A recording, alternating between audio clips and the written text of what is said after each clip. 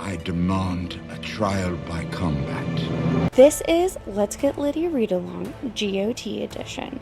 Escape into the land of Westeros each week as we travel through the Seven Kingdoms. Which house will prevail and rule the Iron Throne, or gain its independence? Is a bigger evil really lurking beyond the wall? With decade-long summers and even longer winters, grab your favorite drink, sit back, and relax because reading is coming.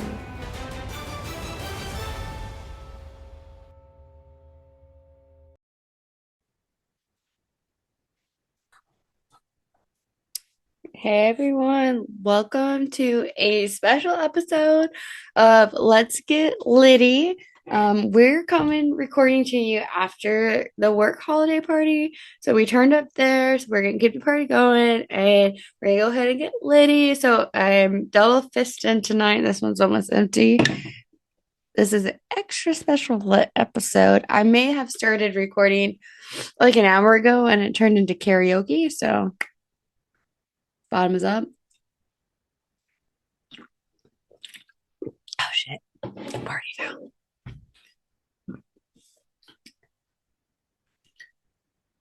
We're gonna play a quick song.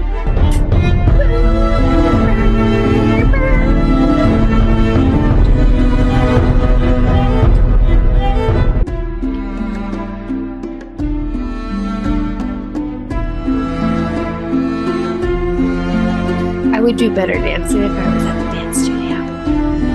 But we're just helping to Jared.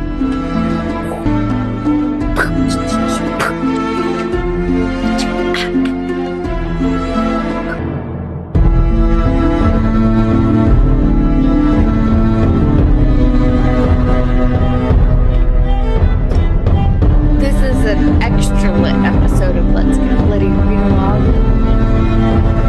Welcome to number 6.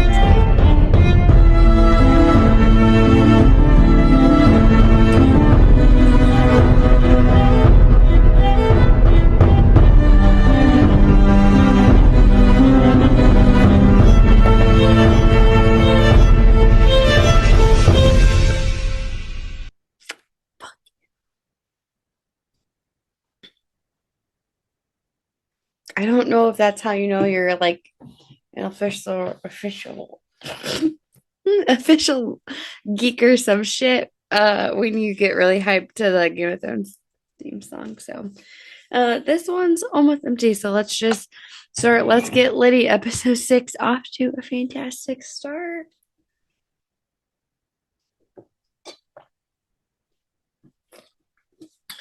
So I realized tonight that part of almost turning 30, I'll be 30 in 6-ish months in August 3rd. Mark your calendars. I'm a Leo baby.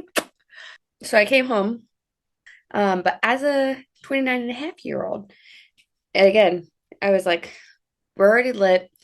Let's Get Litty up a notch. And so I started playing music because, like, I wanted to hear some jams before.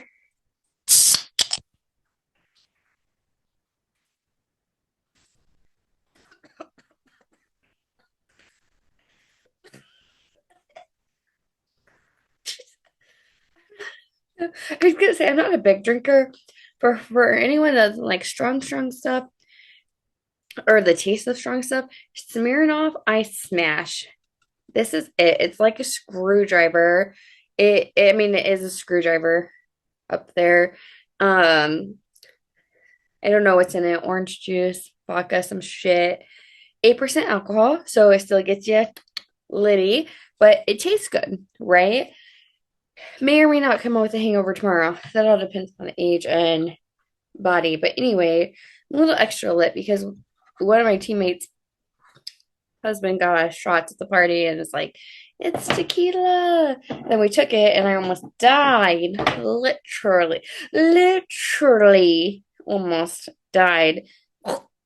Like it was awful going down. And he's like, yeah, they have Grey Goose. And I'm like, Grey Goose is vodka. Vodka, not tequila. Tequila makes me great. Vodka makes me fucked up. fucked up. And sometimes not in a fun way. Pretty fun way tonight, but not always fun. So anyway, we're home, and I was like, let's record an episode because I want to keep going along in the book. Part of the thing with recording these episodes and only doing 1 to 2 chapters weekly is like I'm too eager. I want to keep going. I want to know what's in the fucking story. What's next? And I try not to pre-record too much because I want it to be on theme with what's happening in the world and the time frame. So I don't want to be too far ahead, right? Because we might need to talk about relevant shit. But anyway, we're gonna read a story because I want to know. I want to know what happens. Um, oh, the point of that was I ended up spending like an hour karaoke into the mic because I wanted to feel like a professional singer because I'm not very good at singing, but I can be at home, bitch. Bitches. Really tonight, there's no word of the night. I'm just gonna fucking drink. I love everybody. YOLO. Okay, bottoms up, bitches. We're gonna get into another chapter. We did 2 chapters for episode 5. We talked with Ed in the King Baratheon, and he was all like, "Oh, my hand died. Come be my new hand. I loved your sister. We were supposed to be brothers." And fucking the Targaryens because fuck them. And then we met to John, and he was like, "Oh no, I want to join the wall. I want to be in the Night's Watch. I'm a bastard and I can't sit with my siblings at the dinner with the king and the queen. And then there's the little man, imp of the queen's brother. And I'm so fucking drunk because I'm 14 fucking years old." Wild that they are so young. That means Rob, Hottie McHot, Rob was only 14 as well because him and John are the same age in the book. And now I feel gross because in the show, they are almost 30-year-old men playing these characters. Maybe they were still in their 20s, right, when they started filming. Regardless, they were not 14-year-olds. And now I feel gross because all I can see is Hottie McHot, Rob Stark, aka Hottie McHottie. I forgot his real name. The actor's real name. 1 second. Richard Madden and Hattie McHot, Jon Snow, aka Kit Harington. Never would forget his name, but me. But anyway, I'm 29, and I know they were way older than me when they filmed. I was in my early 20s at that point, but they were still in their 20s. They weren't 14. So now I feel gross. So let's all just take a moment to cleanse the characters in the show out of our minds.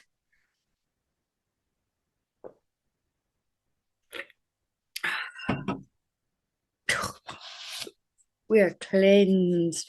Cleansed. Bookmark? Who's she? Oh, fuck. Okay, I didn't mean that, but we're at Catelyn. So without further ado, let's fucking read some Catelyn bitch ass Stark.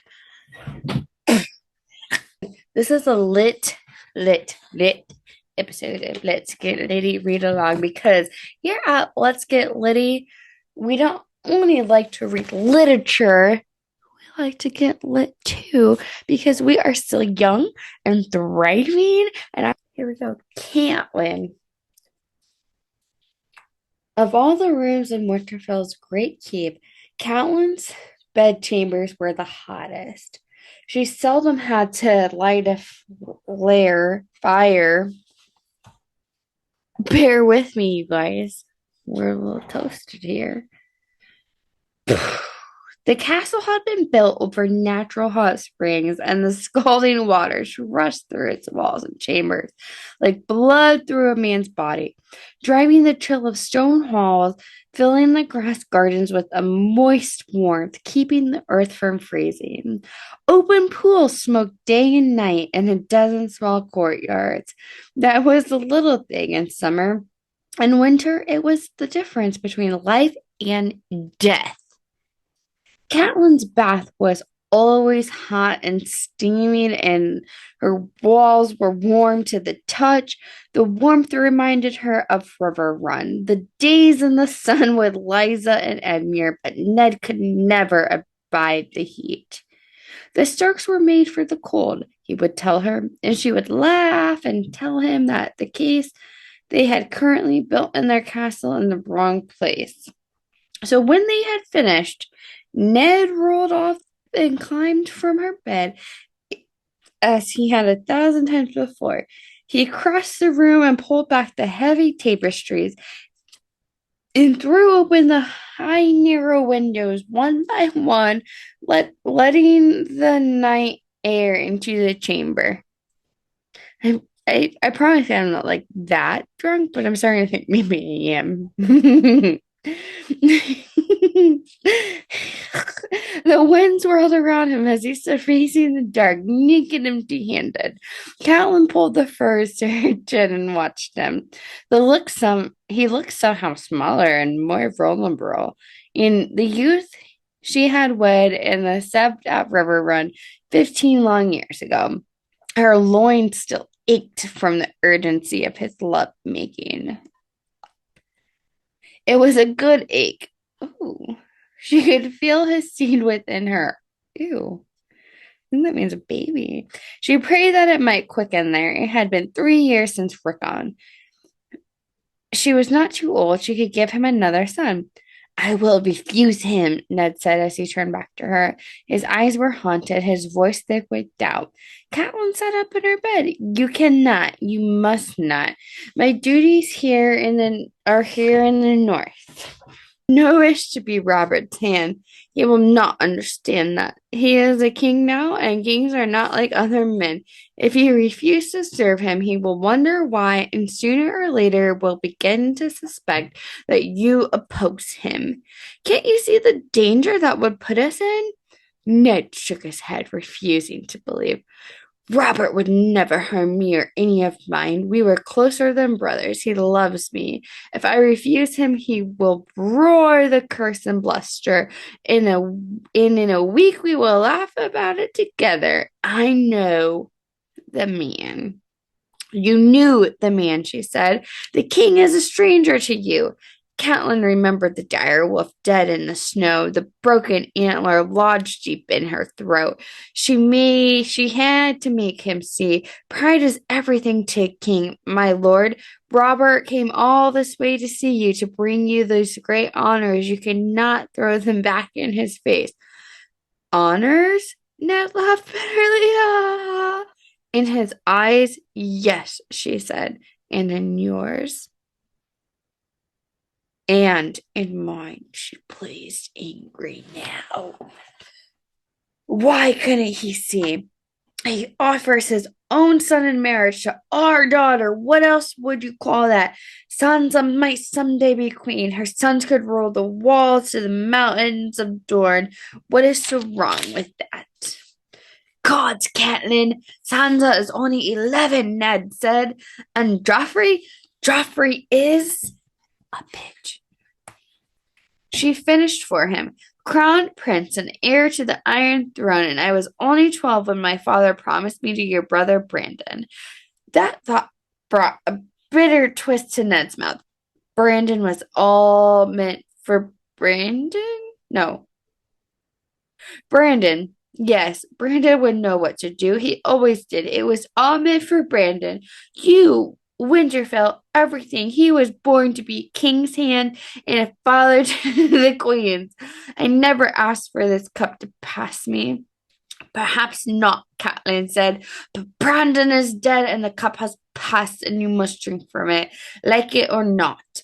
Ned turned away from her, back to the night. He stood staring out the darkness, watching the moon and the stars, perhaps, or perhaps the sentries on the wall. Catelyn softened then to see his pain. Eddard Stark and had married her in Brandon's place, as custom decreed, but the shadow of his dead brother still lay between them, as did the other in the shadow of the woman he would not name, the woman who had borne him his bastard son. Fucking Catelyn. I'm sorry, that was aggressive. She was about to go to him when the knock came at the door, loud and unexpected. Ned turned, frowning. What is it? Desmond's voice came through the door. My lord, Maester Lewin is without the beg's audience. Okay, unslur that says, my lord, Maester Lewin is without the beg's urgent audience. Yes, I told him I had left orders not to be disturbed. Yes, my lord, he insists. Very well, send him in. Ned crossed to the wardrobe and slipped on a heavy robe. Catelyn realized suddenly how cold it had become. She sat up in bed and pulled the furniture in. Perhaps we should close the window, she suggested. Ned nodded absently. Maester Lewin was shown in. The maester was a small gray man. His eyes were gray and quick and saw much, and his hair was gray with what little the years had left him. His robe was gray wool trimmed with white fur and Stark's colors. Its great floppy sleeves had pockets hidden inside. Lewin was always tucking things into those sleeves and producing other things from them. Books, messages, strange artifacts, toys for the children. Receipts, timeline, proof. If you know, you know. With all he kept hidden in his sleeves, Catelyn was surprised that Maester Lewin could lift his arms at all. The maester waited until the door had closed behind him before he spoke. My lord, he said to Ned, pardon for disturbing your rest. I have left a message.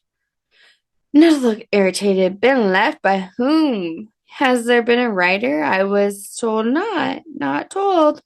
There was no writer, my lord, only a carved wooden box left on a table in my observatory while I napped. My servant saw no one, but it must have been brought by someone in the king's party. We have had no other visitors from the south. A wooden box, you say? Catelyn said.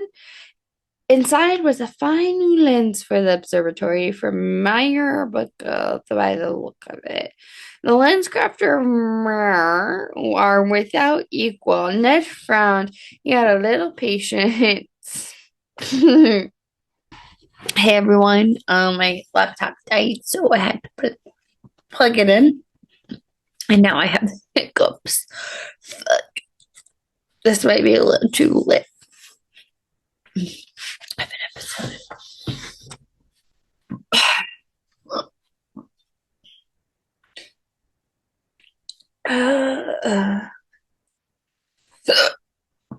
Okay. I don't really remember where we left off.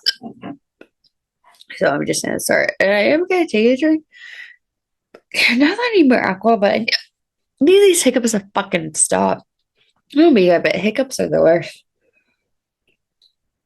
Oh, fuck. Okay. Let's go. Got away. I have my best friend can rap that, and it's literally incredible. I think we're gonna just do the one chapter tonight because now I had the hiccups, and like I just feel like it's gonna take me forever to get through Arya's chapter, but it's not very movie. Well, let's just go. Let's fucking go. Oh my god. He was born. I can't wait to go smash some zebra cake things. He was born to being Cakes Man and the father to the queens. I never asked for this cup to pass me. Perhaps not, Catelyn said, but Brandon is dead and the cup has passed and you must drink from it, like it or not. But, oh my god, these fucking hiccups. Ah! Boom! Trying to scare myself is not working. Okay. I think if you hold your breath, it can work.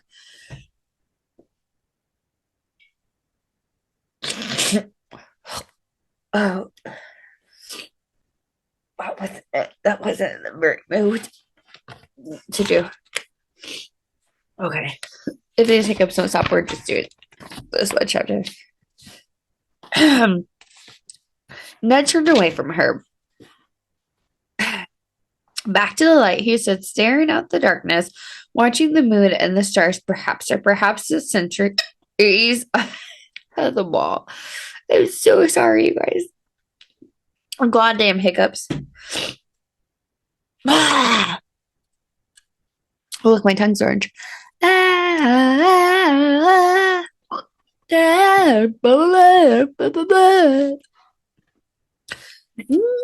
turned away from her, back to the night. He stood staring at the darkness, watching the moon and the stars, perhaps, or perhaps the centuries on the wall. I think we said it the other 3 times. I'm sorry. Catelyn softened then to see his pain. Eddard Stark had married her in Brandon's place, as custom decreed, but the shadow of his dead brother still lay between them, as did the other, and the shadow of the woman he would not name. Oh wait, we already read all this shit. She was about to go to him when the knock came at the door, loud and unexpected. Ned turned, frowning. What is it? You guys. These hiccups are insane. Desmond's voice came through the door. My lord, Master Louis is without the bags or shenanigans. You told him I left orders not to be disturbed. Oh, we read this too. Ned crossed to the wardrobe and slipped on a heavy robe. Catelyn realized suddenly how cold it had become. She sat up in bed and pulled the fur curtain. Perhaps she would close the window, she suggested. And this reads going to be a half chapter episode. Okay. Ned nodded absently. Master Lewin was shown in. The maester was a small gray man. His eyes were gray and quick and saw much. His hair was gray with little the years had left him. His robe was gray wool, trimmed with white fur, the Stark colors. Its great floppy sleeves had pockets hidden inside. Ewan was always tucking things into those sleeves and producing other things from them. I don't want hiccups. Okay.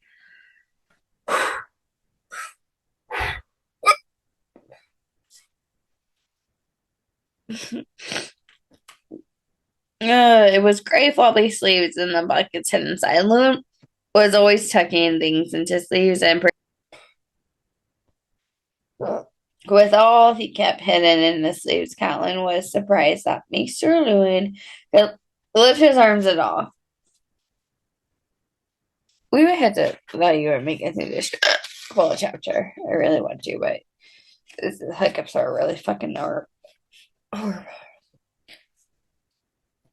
We're just gonna take a slight break. All right, we're gonna do part 2.